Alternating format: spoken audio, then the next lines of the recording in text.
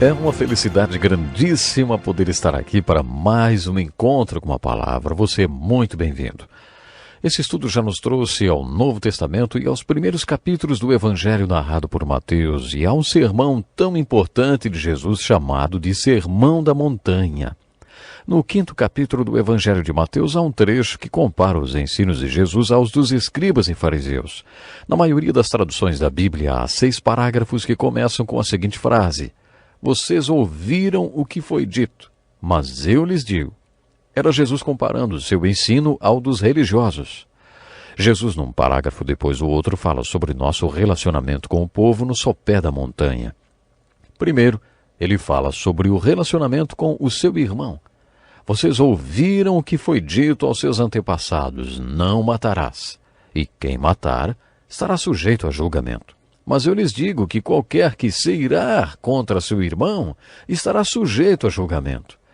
Também qualquer que disser a seu irmão raca será levado ao tribunal, e qualquer que disser louco corre o risco de ir para o fogo do inferno. Portanto, se você estiver apresentando sua oferta diante do altar e ali se lembrar de que seu irmão tem algo contra você, deixe sua oferta ali diante do altar e vá primeiro reconciliar-se com seu irmão. Depois volte e apresente sua oferta.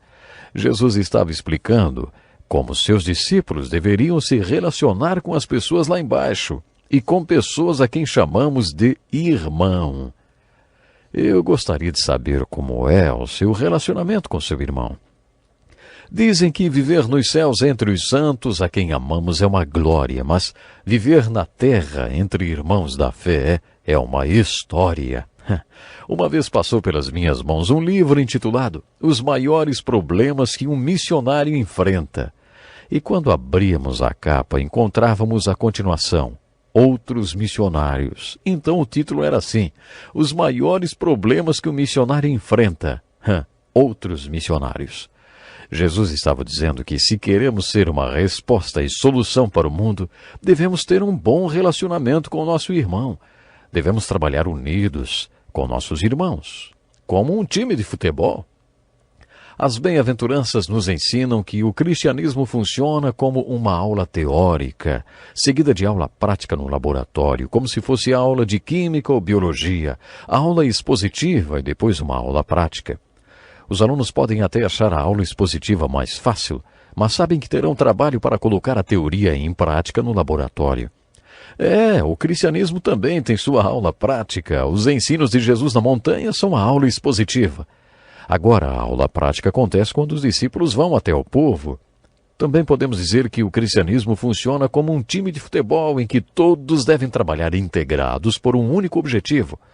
Por isso é importante que você se relacione bem com seu irmão. Como você acha que conquistará o mundo para Cristo se não consegue sequer se entender com seu irmão, hein? Estudando a tentação de Jesus, aprendemos uma lição que pode ser sintetizada na frase Deus em primeiro lugar. No Sermão da Montanha temos uma exceção a essa regra.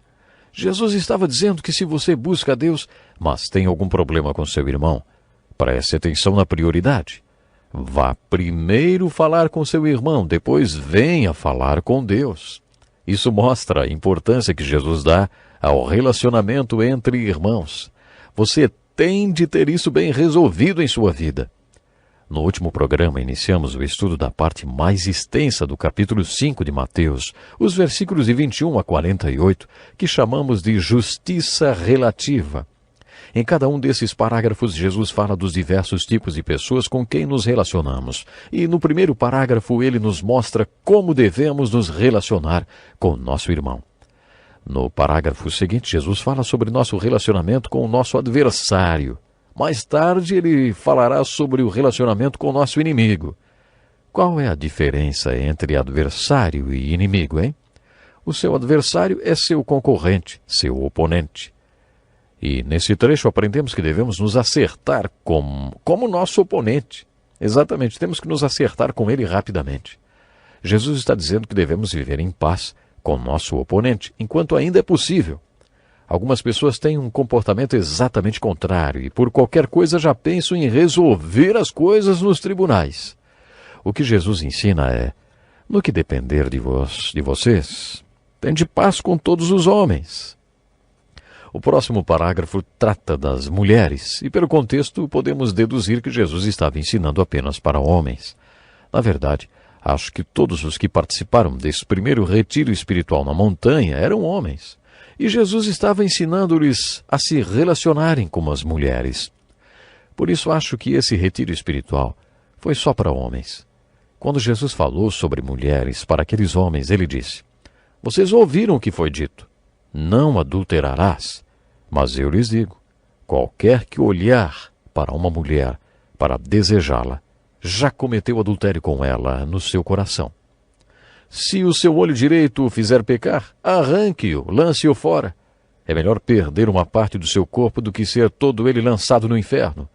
E se a sua mão direita o fizer pecar, corte-a e lance-a fora. É melhor perder uma parte do seu corpo do que ir todo ele para o inferno." As pessoas não interpretam corretamente esse texto. Uma vez um executivo me perguntou: será que Jesus estava dizendo nesse texto que o olhar para uma mulher desejando-a é tão pecado quanto o próprio adultério? Eu respondi: não. Ele ficou surpreso porque não esperava aquela resposta. Eu lhe perguntei então: o que é que foi? O que foi? Você ficou decepcionado? Ele respondeu: não. É que se os dois tivessem o mesmo peso, bem, a melhor opção seria o que é mais prazeroso, não é? Percebem qual era o raciocínio dele? Jesus não quis dizer que pensar em adultério é tão ruim quanto o ato do adultério em si. Não foi isso que Jesus disse. Vou explicar o que Jesus disse. Vocês estão vendo aquela gente lá embaixo? Muitos dos seus problemas são causados porque não conseguem controlar seus impulsos em relação ao sexo oposto. Mas se vocês querem ser minha solução e resposta para eles, devem aprender a se relacionar com pessoas do sexo oposto e controlar seus impulsos. Jesus estava ensinando sobre a fonte do pecado. Ele estava falando sobre o pecado sexual e dizendo que se você não quer cometer nenhum pecado sexual, então nem olhe. Se você está olhando para alguma coisa que o fez pecar, pare de olhar. Jesus não estava dizendo que os homens deveriam se castrar sexualmente para vencer a tentação do pecado. Ele não estava dizendo que ninguém mais poderia fazer sexo. Foi Deus quem nos deu sexualidade, e o sexo é belo. Jesus estava ensinando que os homens devem aprender a controlar seus impulsos sexuais se quiserem fazer parte da sua solução e resposta para o mundo. Hoje existem muitas pessoas que poderiam ser excelentes respostas e soluções de Jesus para o mundo. Pessoas que estão em lugares estratégicos dentro do reino de Deus, mas perderam a oportunidade por causa de pecados sexuais, porque não aprenderam a deixar que Deus controle suas vidas sexuais. Poderíamos sintetizar esse ensino de Jesus assim: o pecado começa com o pensamento, e o pecado sexual com o que você vê. Leia na carta de Paulo a Tiago, no capítulo 1, sobre a anatomia do pecado. Jesus afirma que o pecado começa com um olhar e com a lascívia. Jesus não estava dizendo que pensar em adultério é tão ruim quanto o adultério em si. A questão é: você quer pecar? Se você não quiser pecar, então dê um basta antes que o pecado comece. Não olhe, não deseje. Porque se você olhar e desejar, vai acabar sendo tentado. E aí, quando você sucumbir à tentação, terá pecado. A Bíblia fala sobre as consequências do pecado usando a palavra morte. Quando estudamos sobre as consequências do pecado, entendemos que não há nada de bom em pecar. Quando Deus diz que o adultério não é bom, isso significa que as consequências não são boas. Hoje nos deparamos com um conceito muito propagado de que se eu quero, eu faço. As pessoas não caem em adultério de uma hora para outra. Elas começam a cair muito antes de saírem de casa. Elas se programam para isso. E aí acabam encontrando alguém que tem a mesma programação.